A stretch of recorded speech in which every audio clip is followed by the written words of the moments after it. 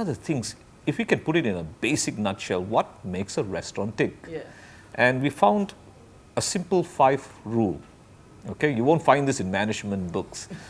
The first thing is,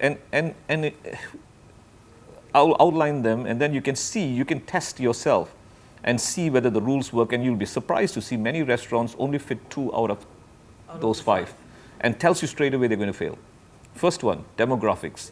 You need to understand who your customer is, what they're looking for, what they will eat, and what they will eat for the next 5 years.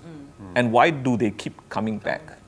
If you answer those questions, you know who your targeted age group is, how much they're willing to spend, where they are all scattered, how do they move, how do you track them.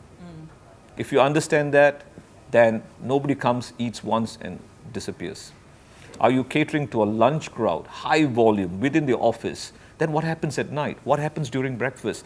So that's demographics. Second, culinary. What are you offering to meet the demographic need? What is so unique about your culinary? How are you going to make sure that the standard is high? How are you going to make sure you got the right chef on board? How do you keep the chef? How do you keep him motivated? And how are you going to keep that integrity of the culinary offer? Third, ambience. This is where the cheap Charlie fails. Because they say, the mama works, but mama is a value for money, the frozen food type situation.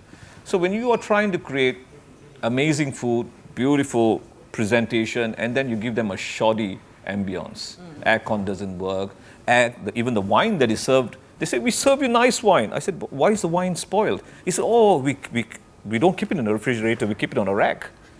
I said, your room temperature and Australia's room temperature are completely different. So they don't understand their business. Third is ambience, okay? So you need to design it well. Then comes service standards. In hotels, they make the mistake of taking a coffee shop waiter and promoting the coffee shop waiter to a fine dining. That person doesn't understand what his business is about. But if you go to a freestanding restaurant, okay, just like Marini's, for instance, they have people who have been with them for 15 years. And these guys were brought in practically without experience, couldn't even speak English, and trained them how to speak, showed them a love for what they did, and gave them a purpose to stay tuned to that profession. They paid them well, they gave them incentives, and today they know every nook and cranny of what they do in service. How they dance around you without obstructing you. This is where hotels fail, because they think so transient and so irrelevant, the waitering profession, let's keep them coming. Let's keep them every waiter wants to become a manager. So that's where it fails. So service standards are very important. They're missing.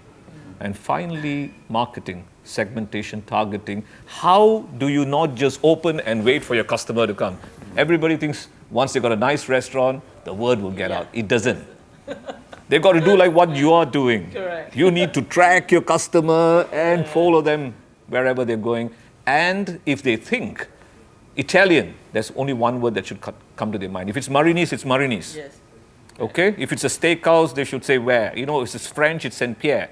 That's the first word that must come to their mind. How do you put that word into their mind? How do you put that into their mental search engine?